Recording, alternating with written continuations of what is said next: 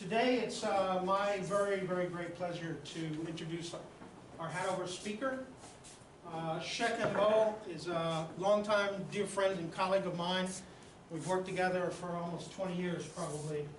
I first met him in Denmark, and then lo and behold, the university struck a cooperative relationship with his university in Dakar, Senegal, which is the Université de Cheikh Anta Diop. And through that collaboration at the university, faculty on both sides of the ocean got together to develop collaborative research interests, and Cheikh and I hit it off really well because we both work on global climate change and carbon cycle research and forests and agroforestry and things like that. So one of the outcomes of that collaboration was a graduate student, Musa Jing. Some of you may know him. He received a PhD from this department and graduated and finished off and was back in Senegal a couple of years ago. But Cheikh is, in his own right, one of the world's leading authorities now on carbon cycle, climate change, and the relationship between forestry, agroforestry, and international development. Cheikh is currently the executive director at the START International in Washington, D.C., a very important capacity building and institutional strengthening organization that's in Washington, that's affiliated with most of the global change research programs around the world. But he's also formerly a senior scientist at the World Agroforestry Center in Nairobi, also known as ICRAF, and has been on the faculty at the University Cheikh Anta Diop, as I mentioned. He's also an adjunct professor in our department, and he's here to discuss all the collaborations he can do with folks in our department. He's also a coordinating lead author for IPCC, the current assessment, which is a very important document, notwithstanding current policy developments in the United States with the new administration. The rest of the world is moving forward on climate change mitigation. Let me announce that. The rest of the world is moving forward on climate change mitigation. We're honored to have one of the key scientists working on the IPCC assessment with Cheikh. So he's going to talk to us about agroforestry, something that I think is really interesting, has a strong international dimension, and it's we can't have a better, more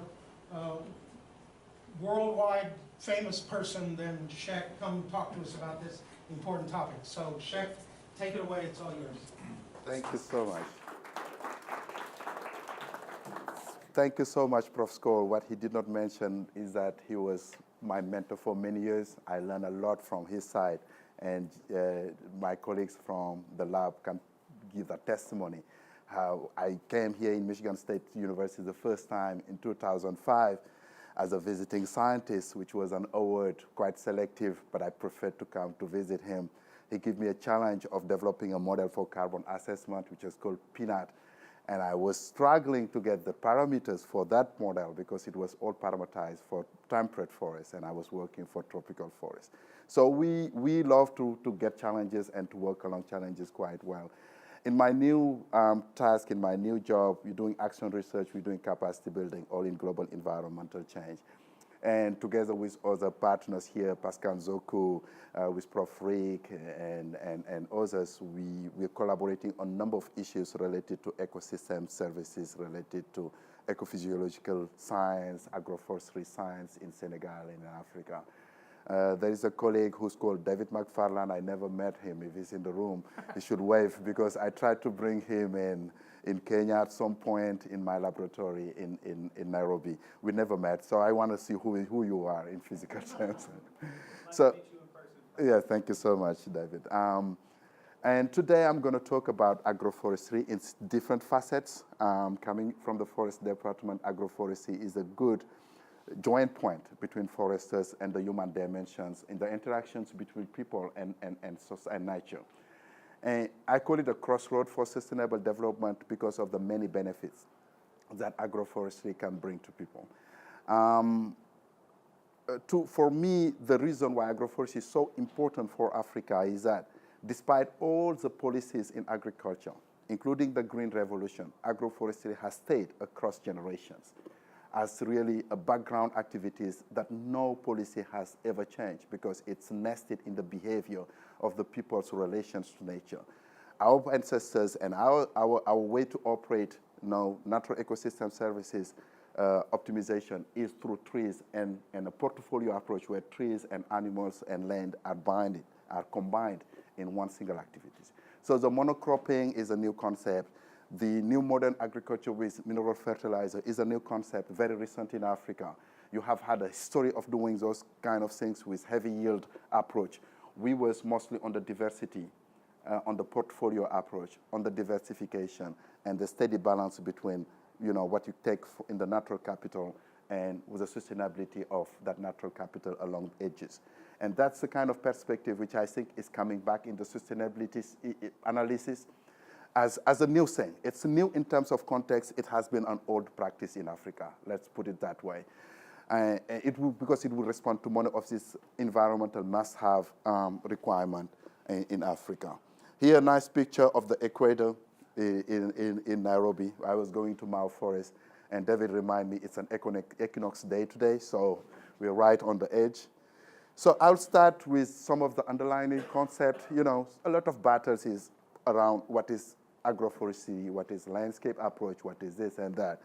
So I would like to bring you some refreshed aspects of what we want to talk about. The first thing, which is, evolutionary to others, I call it synchronic issues, is the issue of intensive production systems. Making crops now in many countries in Europe, in the United States, and everywhere, a single crop for huge space and take maximum yield out of the landscape.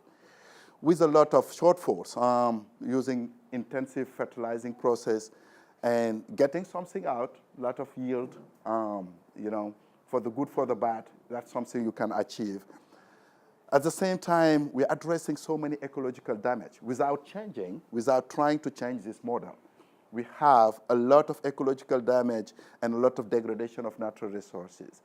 Then comes the third layer, which is the issue of increasing yield without damaging biodiversity, which is not new since the Millennium Ecosystem Assessment, since the Conventions of Rio in 1992, and even before the Brundtland Declaration in 1972.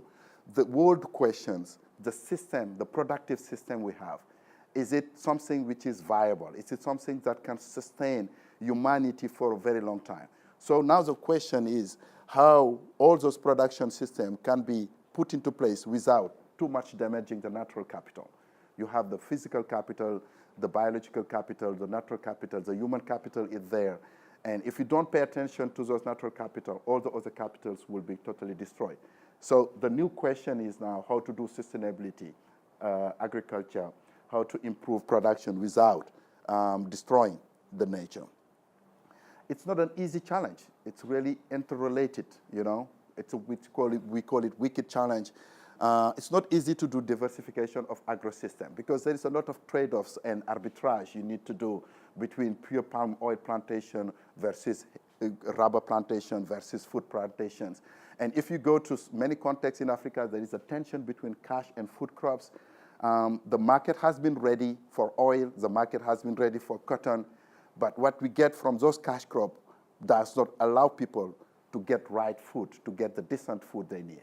So what's the balance between getting cash as versus getting food? If we don't pay attention too much, we will go too much on the cash crops with market we can't control.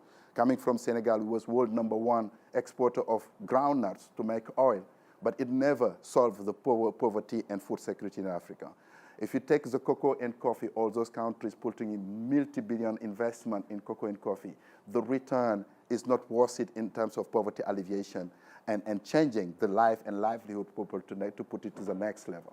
So there is a time to question those models, whether at the farmer's perspective, which are, by the way, small farmers in Africa, small hectares, it's not like big hectares of land which are extracted, if that model are worth it. So the issue of diversification comes up to speed in this process, trying to question what ecological processes need, how to maintain the health of ecosystem while doing productions. And the practice in the land is never the same. It's a lot of conundrum in terms of farming practice, depending to the ecological conditions, the resources available, and the ambitions as the aspiration of local communities. So there is a context-specific kind of framework of farming. And most of the time, what people say is the African farming method. In Africa, there are several Africa in the same continent in terms of approach for farming. In Cameroon, when I went to Kaleng with the Baka area and the Bantu, the way they do farming as compared to my community in Senegal is totally different. I saw new techniques and new approach of doing so. This culturally sensitive approach on livelihood, behavior, and approach to do farming is something unique to Africa that needs to be taken into account. That goes away from the unified model of farming approach that European and North American has developed so far. And lastly, agroforestry is a kind of transversal approaches across Africa because it's a combination of everything. The farmer would not just need one thing. They would need a small bit of tree product, a small bit of crops, a small bit of this and that. And you can't develop that without having a multifunctional approach. And the multifunctionality here responded to the requirement of agroforestry development in Africa. And then we tried to capture that. The science tried to capture all those peculiarities and differences across the world by inventing concept, land equivalent ratio. Everybody knows what is it about. It's how much productivity you could get without having a monocropping using a combination of other things. And then it's not so much different in terms of the outcomes of what you want to achieve with agroforestry. Then comes the ecosystem management, which also include agroforestry and land equivalent ratio, all those things, land sharing, land sparing. Land sharing and land sparing is two concepts which shows in a given landscape, if you do land sparing, you just have conservation in one side and agriculture in the other side. Land sharing is trying to have conservation and agriculture in situ process in the same land. And this is a new concept also. It's not new, but it's a concept which people are using to address those issues. And landscape management, which all of you know, of course. So there was a diversity of concept, but at the nutshell, what they're trying to address is those things. The issue of ecosystem equilibrium, ecosystem representation, biodiversity, and also stuff, ecosystem processes, protection, and accommodating different processes and livelihood in the same landscape. So land is a finite resources. Trees and ecosystem services are finite resources. So if you don't pay attention too much on the way they are, addressed mostly in poverty conditions, which are survival mode, we will destroy the basic survival requirement of the community without replacing with something which is sustainable. And that's what is happening right now with the marketized and business-oriented sort of agriculture, which does not always fit into the requirement of communities in Africa. And that's where we will bring the agroforestry as one way to address those kind of things. And why is it so important? Dennis Garrity, our former ED, before the current one in ICRAFS, made some studies which shows that in Africa, most of the ecosystem are humanized ecosystem. You may think, Congo Basin is a pristine forest. Yes, but people are there. The Baka has been there for many, many years. And they are using it. It's not empty of people. It's because people have kind of relationship with the forest which gives the impression of a pristine forest. But they have been there for centuries, for millennia. So 90% of those ecosystems are human-dominated ecosystems. That means there's some impact on the trees.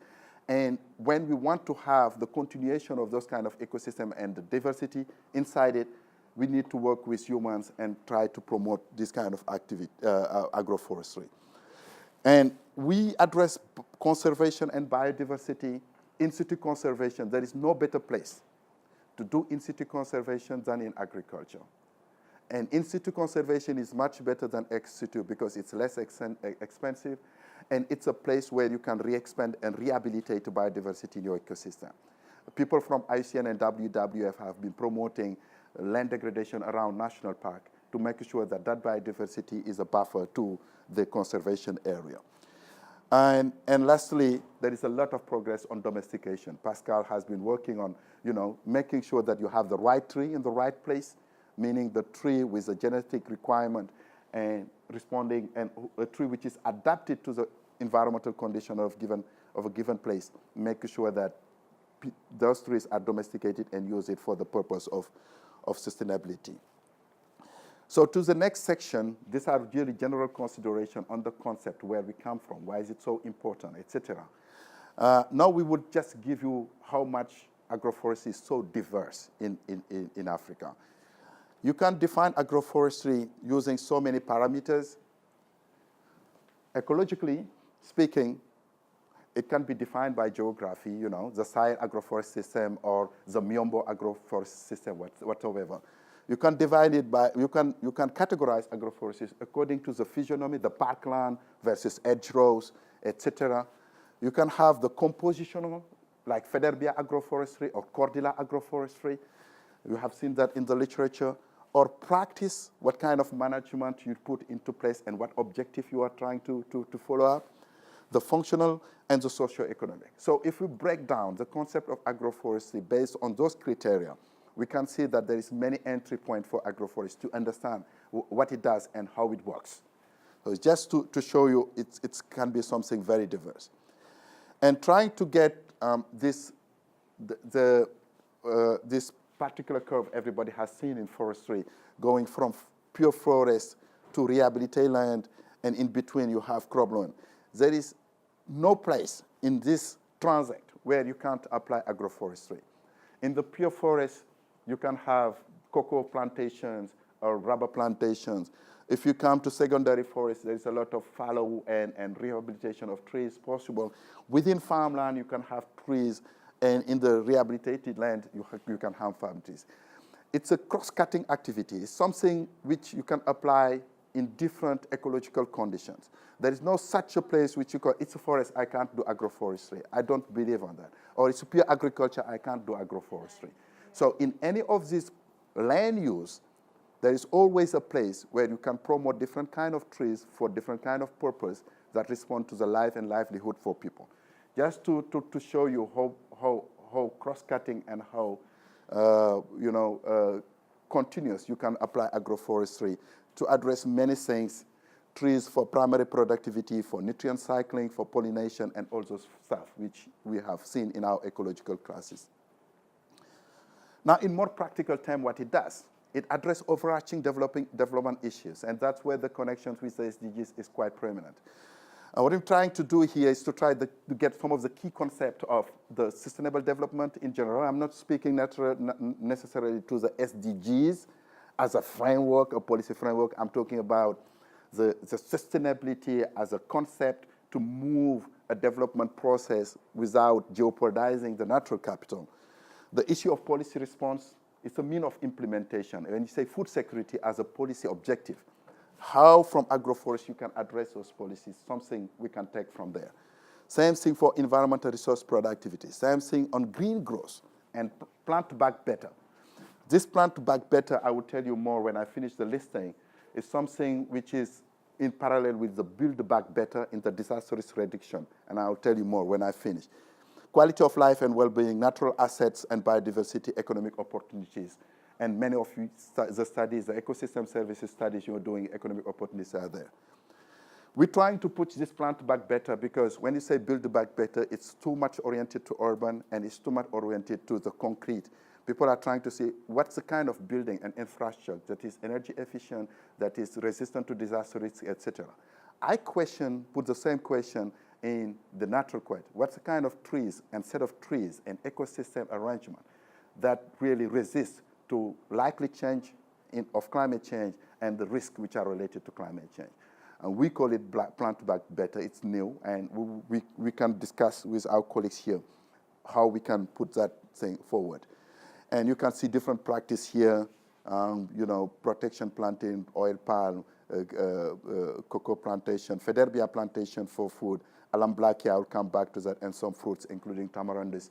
All of it good for food security, but also good for the market. So there is a need of action because everybody knows about so many products of land degradation, forest deprivation. We're losing forests. The places where the recovery of number of trees, which is needed for the community, the places where that is possible is the places where you have no forest. It's the agricultural area. The potential to increase number of trees to respond to the challenges of sustainability is much higher in agricultural land than in pure dense forest. That's why trees which are not in the forest are so important, because that's where you have leverage point. That's where you have tipping area of change or potential of expansion. And this is a product from our group the colleagues of us in Maryland University, Matt Hansen, who was showing deforestation happening in red everywhere, and we can replace those trees within farmland without jeopardizing food security with trees. Another one which I want to show, which is published in Nature recently by Lawrence, is showing environmental values versus agricultural potential. And people either value pure environmental values in the Amazon area or the Congo Basin, or transform all landscape to pure agriculture. Is it a place where you can combine a bit of green and a bit of red, which is both environmental value and agriculture, and agroforestry can pump in the matrix quite easily. Without changing the food supply system, you can increase trees in landscape. And this is so much true that the previous studies, this one we did, Skoll and I, we published a red book in 2012 where we did some analysis. But pay attention a little bit to this African map made by GRC College, Joint Research Center of the European Commission. They demonstrated through a long-term time series of Landsat that the highest loss of trees is happening in non-forested land. This is the Congo Basin. The deforestation rate in the savanna area and the Mbow area, that deforestation rate is much higher than within the Congo Basin. And when we talk about red or deforestation, people go straight to Cameroon, straight to Congo where the dense forest is. That is great. We need to address those things. But the real challenge where the forest cover versus the rate of deforestation, the challenge is much higher where the agricultural land is. And that's where you have, again, a leverage point to put more trees in the farming landscape. You don't stop agriculture, but you will increase tree cover. That's what I'm trying to say. And it shows here. This is FAO Forest Resource Assessment, a global assessment on forests which is done every 5 years. And we was involved to validate the product in Africa. So we have the right to use the data, which is now public. This is the rate of deforestation, and this is the forest cover by country. And many countries have low forest cover and sometimes relatively high deforestation rate. That means in terms of sustainability, if you don't bring back trees into the landscape, we will lose a great deal of the forest in the next 25 or 30 years, which is a quite threat to the livelihood and the survival of the communities in Africa. And there are possibilities. There's so many possibilities. Here is the Federbia parkland in Mbow, the central peanut basin of Senegal. Everything you see as a whitish dodge is a tree. It's called Federbia. Federbia has an inverse phenology, very interesting. During the rainy season, where everything is green, Federbia releases leaf for the soil and the other plants to take up as a fertilizer. In the dry season, when everything is hot and dry, it leaves out and cover the land and protect the land against the drought, long rains, dry season. This inverse phenology, I have not seen any other species but Federbia, and it's all across Africa that has that inverse phenology, which is a unique feature that nature has created to address not only fertilization, but also nitrogen fixing, because it's a nitrogen fixing tree at the same time.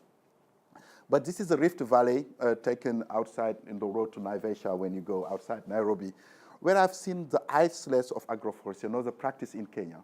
They're not doing a mass agroforestry like this, but they have some places, small isolates of agroforestry, where they keep some trees for some ecosystem services. And sometimes combined with farms, they can be like hedgerows like this. This is the Sahel zone in Ferlo, Senegal, where they do agroforestry because only for 2 months we have rainfall. And all the grass, which should be available for animals, should be produced during this 2 to 3 months rainfall. So how the animals survive? They only survive for 9 to 10 months because of fodder trees. So how can you get a livestock production without having fodder trees that resist to the climate, which is arid or semi-arid, to sustain meat production and other food security issues? This one is also Kenya in Mbow forest, hedgerows, because it's a slope and erosion is so important that if you don't do this kind of things, you will lose this soil in a very rapid pace. So just to give you the importance. So it's about managing biodiversity and also securing food production. So if we recap all those things and put it into SDGs, there is no SDGs left. Yes, Sustainable Development Goals. Sustainable Development Goals is a new generation of a policy framework which replaced the Millennium Development Goals. The Millennium Development Goals was meant just for development, forgetting about the environment. So they bring environment now into the equation and make it like a sustainable development. So every of this challenge of water and sanitation, or food production, or health, or whatever, you have to look at the environmental sustainability dimension to make it sustainable with indicators and metrics and targets which are really clear set. You can investigate that. It's really a great framework. And we saw agroforestry is so important in that. So how do we address multiple benefits from agroforestry?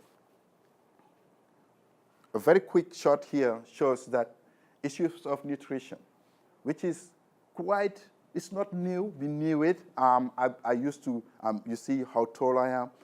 I'm tall eating, fruits from, Parkia biglobosa, Saba senegalensis. I'm not talking about apple and banana and mangoes. I'm talking about the local fruits, high nutritious value, and I will give you some figures soon. Soil and health, food production yield, combating diseases and industrial, there's so many products you can take from trees to combat diseases or to create medicines, etc. Shade and energy, ecological things, and livestock, and I just mentioned it, or foods like alamblachia. So many products can come from this agroforest system. So let's stop a bit on the nutrition dimension of agroforestry. If you wake up in the morning, it is a general wisdom, a common sense, that I need my vitamin C content today to be, energetic. Mostly if you do a Hanover conference, you need to to prepare yourself to speak for 40 minutes. So you need your vitamin C. What would you do? You will get your orange. And the orange content of vitamin C is 50 milligram per 100. And look at Adansonia digitata. It's a baobab. Look at Deuterium senegalense. We call it dita for those people who know. It's a specific deuterium. It has 3 or 4 times vitamin C than orange, than mango. And we have a great deal of species, like grevia is so rich in calcium. It's very rich in iron. It's the grevia tenax. Tamarindus has also some calcium, etc. We're talking about a country, a continent where food security and food quality is a big issue. And I just see in the street of Dakar having all those apples imported from South Africa, things coming from Europe, expensive, monies that could have been invested into health, into education, into infrastructure. We're importing those fruits, thinking that those fruits are much better for nutrition and health than the local fruits we have. That's not true. And there's so many now studies that demonstrate that the nutritious contents of these fruits are much higher than the one you import. The World Health Organization said that to be healthy, you need to consume 400 grams of fruits and vegetables a day. And Africa, in terms of the ranking, is far below. They don't even make it to 100 in average with people. And yet, they have those fruits. If you go to the market in Yaoundé, all the sapo coming from the forest, and people will say, okay, I might get it. But if you really invite somebody, you won't give him tamarindus or something, which is good. You will give him apple and those nice fruits, thinking that's fine. Yeah, it's good. I'm not dismissing that. But there are better products we have, and there's a big value on that. And we are not doing it, but people are coming to look for it, and I will show you how it works. And before that, we tried at the World Agroforestry Center, which is a center I worked for before, and the credit of this slide goes to them. Take a list of fruit trees that can produce fruits and see what's the time of fruiting over time. And another exercise is here. You can see that from January to December, every month you have 2 or 3 of those fruits that can be harvested. So instead of having a monocropping mindset. You should develop like a portfolio mindset. What is available now that I can benefit from or transform or use for kids at school and families to have a good diet and have a good health? So the potential is there. In terms of yield, these are trials we did in ICRAF. Without trees or without too much trees, the soil is extremely poor. I come from a country in Africa, it's called Malawi, and they use a lot of fertilizers, and trees outside of forests, there are very few. But I told them, if you don't have soil organic matter, if you don't have carbon in the soil, you can dish out quantities of mineral fertilizers. When the water comes in, it dissolves it and put it in the river. There's nothing which is hold on the soil. So a best way to optimize, even if you use fertilizer, which I'm not against, but you need to do it wisely, you need to have some level of organic matter in the soil to optimize that. And to do so, you need biomass to be brought in it, and trees will do that. And by doing that, they can increase the yield 4 times, 3 times, 3 times, depending to the type of soil you have. So a soil with trees is better off in terms of yield than a soil without trees for this very fragile ecological conditions, this very fragile soil we have in Africa. You will go to Nyokolokoba, Chad, and you will see that the layer of the A1 horizon is that thin. Without trees, the next rainfall will take them all down to the river. Nowhere, and the soil becomes unproductive for good. And that's the kind of risk we are trying to avoid here. So in terms of local consumption, great potential. A range of products. You can see it in the market. This is the wild mango. You recognize it, Zoku, and other products. A lot of medicines now are being synthesized from the agroforest product, the Meliaceae product, for some of this stuff. And by the way, the communities who have been protecting those species for millennia, for centuries, do not get the patent, they do not get the intellectual property. The pharmaceutical institutions will brand it and get it for their own as something they have created, and they have synthesized it here. So lost opportunity. But it's as basic as that, and you have a diversity of it. Now I want to emphasize on what I call high-value product. Now you all know that, and you can see it when I'm in Washington and go to Silver Spring. Okay, this is an oil extracted from shea butter, pure product, which is, what do you call it, ecological?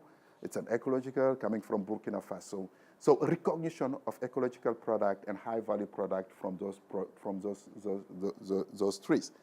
And this particular tree I'm showing here is called Alamblachia. Who knows Alamblachia? Never heard about it. Unilever does. Some private companies does. Because the oil is very stable oil. If you put it on ice cream under 70 degrees outside, it will not melt as quickly. A huge market potential for the ice cream thing. It's so stable and so rich in so many omega things, whatever, that the food company are taking over this product and trying to promote it in Africa so much for their own business. So missed opportunity for local economy, but that again, we did not take credit of what we have been doing so much. You have known the oil palm with the impact of deforestation so much, but the return is very low.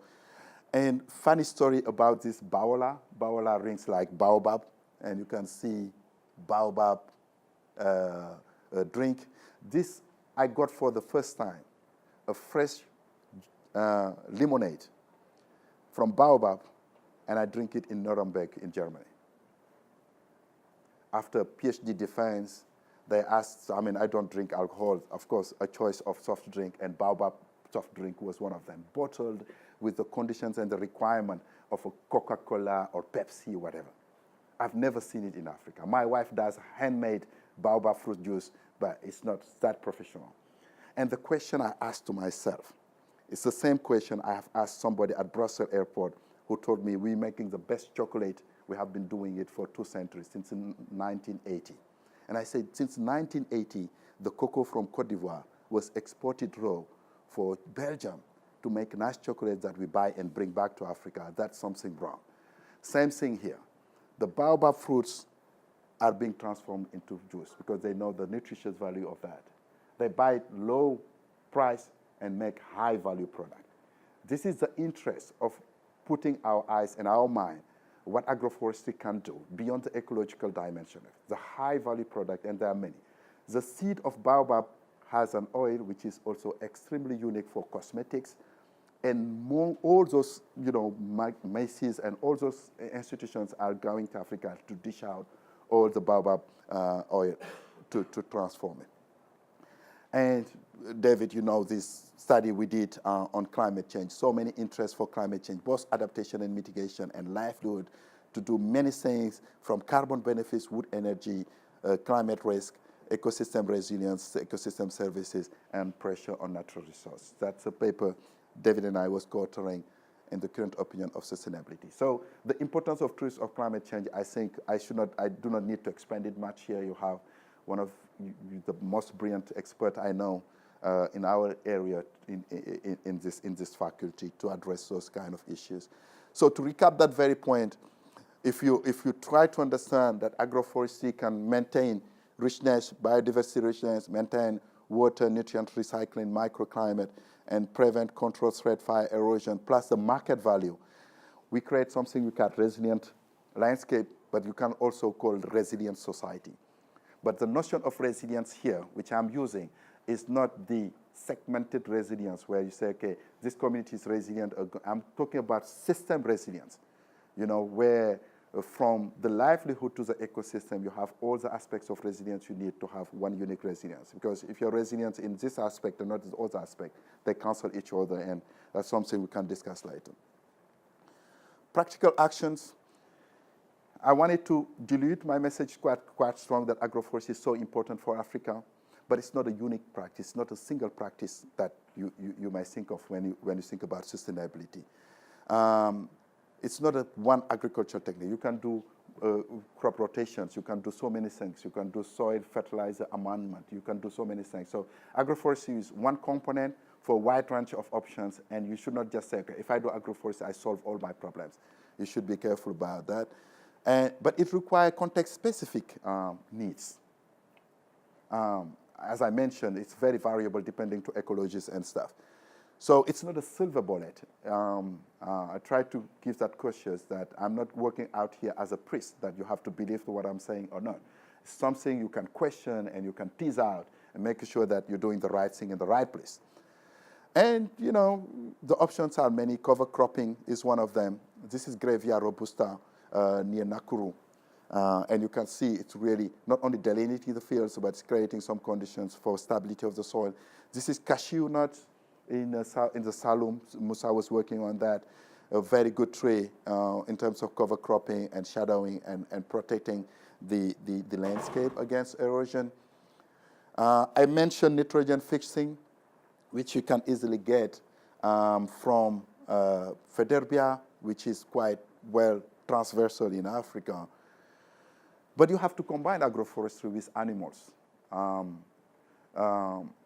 The issue of getting the organic matter which you need in your field cannot be fulfilled. It's a cycle, it cannot be fulfilled without animal. It's a cycle, trees, animal, and land. So animal is part of the chain. And in Africa, that's the mindset they have. When they say agroforestry, the animal husbandry is part of the process. It's part of the connections. And you can do many things with that. This is one example where, the Sweden system, the slash and burn agriculture. It used to be slash everything and burn everything. Now, with agroforestry in Cameroon, and that is the Kolayang side, we are not slashing everything. We slash and select few trees to live in the landscape for rapid reconstruction of that fallow, because the long-term fallow will be slow to recover if there is no trees. If you leave some trees and some biodiversity, after the soil is weak, the trees will take over and reconstruct the natural capital. So your return time is shorter. And because population is growing very fast, we can't afford to have long-term fallows anymore. So agroforestry can help shorten the fallow process in some landscape. As I told you, it's not a single practice. It's not a silver bullet. You should combine it with soil management, intercropping and crop rotations, but most importantly, water management. Most of the areas which are savanna and Mbow are semi-arid, so water is a big challenge. We can do irrigation, drop irrigation, using very simple techniques, but my favorite is this one bottle. In Burkina Faso, we have a program, a $12 million program from Finland to develop a biocarbon program for 5 years. Our challenge was when we planted trees in farm with farmers. After 9 months of dry season, the likelihood for survival of those plants was very minimal. So what we did is went to Ouagadougou and assigned hotels to give us all the empty 1.5 liters bottle of water, which they will dish out as a pollution in their landfills. So by making a small bonds here and opening it slightly, the cap, the water will come as drops. And you can stay 1 week without, because the labor is quite an issue when you have to do those things. The investment, upfront investment for labor to do agroforestry is sometimes important. And by just leaving this bottle there for 10 days, it will give to that plant the minimal amount of water in a drip process with zero investment, basically, to help this tree survive the 9 months dry season. You do it for 2 seasons, you're gone. That tree has a root deep enough to get water and to survive. So the level of solutions we are talking about are not the expensive, fancy one. We need empty barrels that used to hold beer or whatever, and just put it on top of something and get a gravity to do drip irrigations or having the bottle approach to help trees survive during the long dry season. And that's kind of small cost investment, big impact when it comes to changing life and livelihoods. 5 minutes, yeah, I'm almost.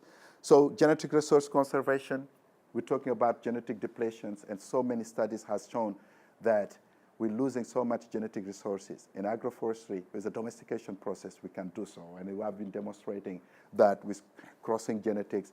And now at ICRAF, what we used to do is to take the markers and select those trees which can sustain some stress or water, whatever, and promote them, what we call the right tree at the right place. Wood fuel, it's a big issue. A great deal of energy, 60 to 70% of energy in Africa is from the wood. And if we keep cutting the forest for the sake of wood fuel, we will finish our forest in very short time. Why, if we promote agroforestry to produce a great deal of that wood we need, by just not cutting the trees, but thinning branches every year or every 2 years, and having a management process. This is a track going to Burkina Faso, going to Ouagadougou, and this wood will for great deal used for cooking, but also for beer making, converting the local cereal into dolo, which is the local beer. This is Senegal charcoal making, and you see Africa is the only continent where charcoal production and consumption is going extremely high. Everything else is going down. So how do we scale up agroforestry? Everybody is aware that we need to improve diet, empower people, environment, reduce food security, improve food security, etc. But how do we get that? How do we get the issue of production, market, and consumption, and make sure that agroforestry is going up? First of all, in all the countries I've visited, the Department of Forestry and the Department of Agriculture are separated. And agroforestry sit in the middle of those two institutions, and nobody is responsible. So in terms of budget allocation at national level, there is no money which is says this is the money for agroforestry. We have money for agriculture or money for forestry, period. And that challenge is the institutional anchor of agroforestry, is something which is really a big impediment to expansion of agroforestry. So that's something that needs to be revisited. In the other enabling condition for adoption of agroforestry, it's not only the technicalities, you have issues related to what the needs of livelihoods are, what the potential impact and outcome expected, what's the governance and equity, livelihood things which are related, and the drivers of tree degradation. So there's so many factors that modulate the implementation, the success or failure of agroforestry, that scaling it up needs a careful attention on all of those modulators. And that's also a challenge which I want to share with you. But the potential is there. The Bonn Challenge is one of the first international commitment for land rehabilitation. We call it Bonn Challenge because it's in Bonn where the discussion under the Convention of Desertification has been made. And they have mapped where the potential of increasing trees are. It's all about land rehabilitation. And it's all in mosaic landscape, light green, most of them, light green. Remote restoration or wide-scale restoration are there, but the mosaic landscape is a mixture of agriculture and forestry. That's where the potential of land rehabilitation is much higher to bring more trees on those landscapes. And the potential is multi-million hectares across the globe and in Africa. To do scaling up, we need also to use knowledge. We need also agroforestry. All of the things I mentioned are knowledge intensive. You need to really get that knowledge and use it. And to use that knowledge, the local communities need some kind of extension. The model of extension we had in Africa before, which is training somebody to go and teach people, did not work because they do not understand the cultural context, etc. A new model could be farmer-to-farmer extension, teaching farmers to teach themselves. This is a rural resource center we established in Burkina Faso. Train women, very important. They're very committed and they can really hold onto objectives and do it properly. And I was fan of that to support the gender disaggregated approach to make sure that they're on board, to do many things, but also to be careful about indigenous trees. This is a picture in Karura Forest in Kenya. We used to use so many exotic trees thinking it's better, but local trees, there is no worse, there is no better deal. Lastly, this is the last slide about an initiative in Africa. It's called the Great Green Wall, which moved from a pure plantation approach to a integrated landscape approach, which now embracing many countries, including the Sahel and some of the countries in the southern part of the Congo Basin. And this is one example of acacia Senegal plantations around the Great Green Wall. And you can see from 2004 to 2014 how this landscape has been transformed. So the land itself has some potential to regrow trees. You need really to have some land management that leads to that. But you can manage water harvesting, make sure you manage ponds, and get more trees into agricultural landscape.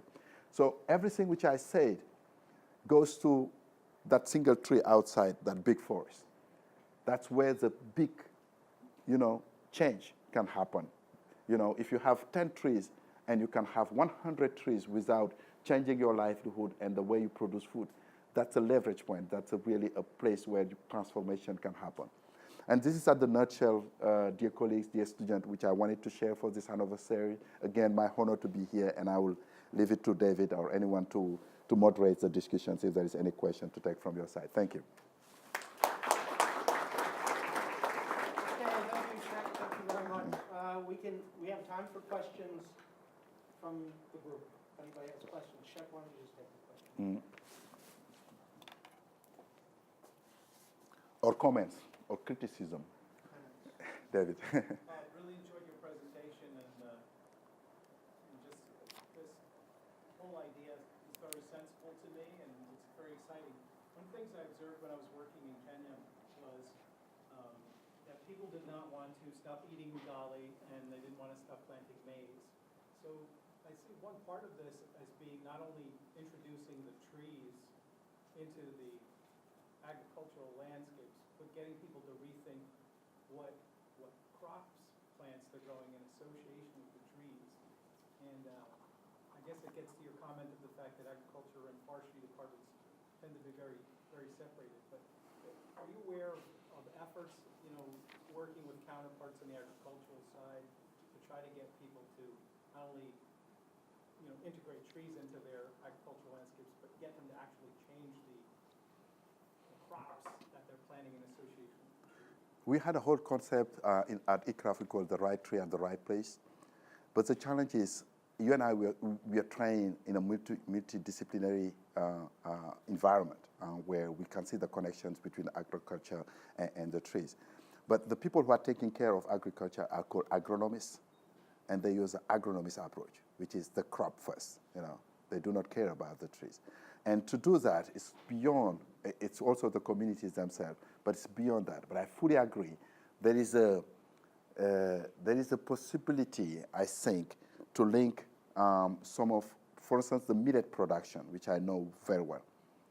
The millet production will require less nitrogen than the groundnut, which is a Fabaceae. Groundnut is a Fabaceae. It will, do nodules and do. So if you have to alternate it under the Federbia tree to optimize your resource in a long term. So these are findings and case studies which I tried to put on what I call a benchmarking approach of agroforestry to compare systems and productivity across Africa. I never get the funding, but that's one idea which is showing what's the best practice in different areas and how trees combined with crops in different models will give the maximum output for communities to survive different threats. So it's an open question, and that's an area we can talk about and build a proposal. That would be a great project. I think so. Yes. You can tell me your name? Thank you for the presentation. I come from India, and we have this whole historical and cultural aspect of integrating trees into agricultural systems. However, for many decades, we struggled from the aspects of forestry legislation, where if you grow trees, even on your private farmlands, you would have tons and tons of clearances required to cut down the tree and use it. So this whole idea of securing tree tenures or securing tenure over Absolutely. land Absolutely. trees, that became a big hurdle in Indian Absolutely. push for agroforestry. Mhm. However, in 2014, in the World Agroforestry Congress, I was part of it. yes, we did approve a full-fledged policy on agroforestry. Oh, And 800 since million. then, adding a couple of very, I think, landmark legislative reforms on forest land tenure, Mhm. we are kind of now seeing a resurgence of agroforestry projects in India, and I do see a lot of parallels in what's happening on African contextual issues and what would happen and what has been happening on Indian contextual issues of using trees and crops together. So this aspect of tenure and rights over land and fruits and trees is something that also Big needs issue. to be kind of address to really push agroforestry as a practice on a scaling up. A big issue. You touch base at least three things. The first one is the land tenure as a tree tenure. Big issues everywhere. I don't need to expand it. Time is running very fast. The second point is the political will. I was one of, we at ICRAF, we organized the World Congress on Agroforestry in Kempinski in New Delhi. And Sir Pranab Mukherjee came to our meeting and greeted us. And from there, he adopted agroforestry as one of their strong policies. We managed also to influence the EU policy on agroforestry, which is adopted now as a policy for agriculture in EU at Brussels. But what it says is that it needs a political will, a political engagement, as I said before, to create that transformation. India did more than that. They went and said all the NDCs, they won't put it on the industry or whatever, they put it on agroforestry. All their pledge in terms of carbon mitigation will be through agroforestry. So if you bring it back to the REDD+, it's a really great potential. But I agree with all your comments. Good points. Yes, Jay. Cheikh, it seems like agroforestry tends to fall into that the Ministry of Agricultural areas, but more recently, trees outside of forests is something that the Ministry of Forestry is picking up. In India, that's the thing. So the combination of the two, or how does the work ICRAF does, how do they kind of move it into the area that captures a larger agenda that's not just the agricultural side, but now starts to lead into the trees outside of forest area? Davis Gold and I was discussing about the same issue between NDC and REDD. REDD Plus falls in the forest services and NDCs because a great deal of NDCs are agriculture forest. And you have two policy framework of institutions who necessarily do not speak to each other, and that creates really a loophole in there. So it's really a big conundrum. I have no response to that. I only have. Opportunity, though. It's big opportunity. Yeah. Fit those two together. They can fit together, and we are thinking about to do a matrix that sees the match and the differences between pure REDD and pure NDCs, and see the rationale of linking the ministry portfolio. And you can't have a sustainable landscape without doing connections. The word nexus I don't like too much, but the interface between resources is where the challenges are. When you do a system And if you address only the elements of the system, you're missing the system approach. The system approach is both the elements and the interconnections between those elements. And it needs to be at political level before it comes to practical level. Very, very good comment. I think I recognize you. Larry That's right. Yeah. You mentioned best practices or best management practices. Yeah. With your experience, have you seen best policies or examples of best policies? And I know it could be country-specific, locally specific, but have you seen things that, in your mind, really work? If you go to Maradi in south of Niger, and I met President Issoufou, he was very proud of that. When the community realized that just having this number of like 300 trees, Federbia per hectare in their land will make a whole difference in the grain production, they all adopted it. And one of the evergreen agriculture, new concept coming out of that, was discovered in that place. It has gone throughout. In Burkina Faso, they emphasize on water harvesting. You have seen the Zai approach and the demi-lune approach. When the small rains comes in, it does not just run off and go away, to keep that approach. So there are so many success stories, but the issue is to take them from few village to thousands of village.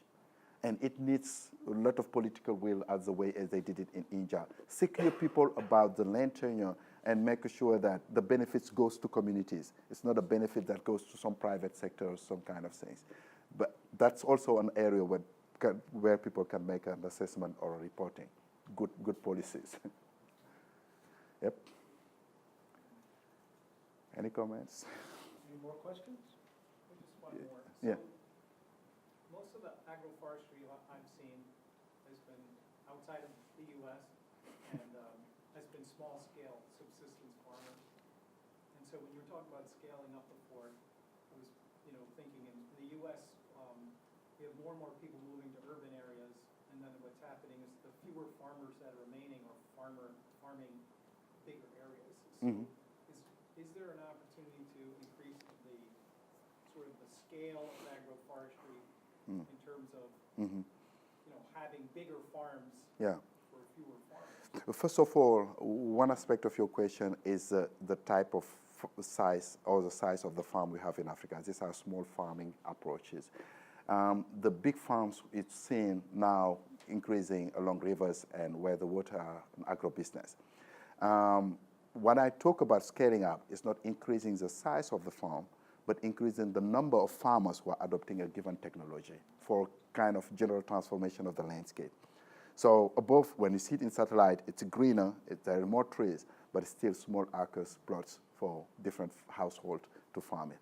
I can't see, given the trend in demography and the squeeze between conservation area and the small land remaining, to have this kind of approach or where you have multi-hectares farms in Africa yet.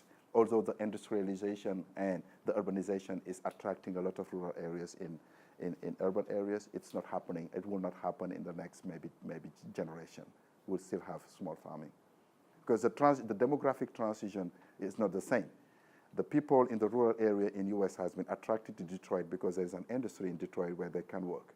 Those people, they remain poor from the rural area, go to urban to do petty work, but in the rainy season, they come back and farm for the remaining family to get some food and go back until they get a ticket to go to Europe or US as an immigrant and try to change their life. So it's a different demographic transition in Africa. Yeah. I'm just going to add to that the temperate agroforestry systems that take into account the scale of how farming is practiced Yeah. in the US. Yeah. And those include application buffers Yeah. and agricultural systems. Sure. They do it on a large scale. Yeah.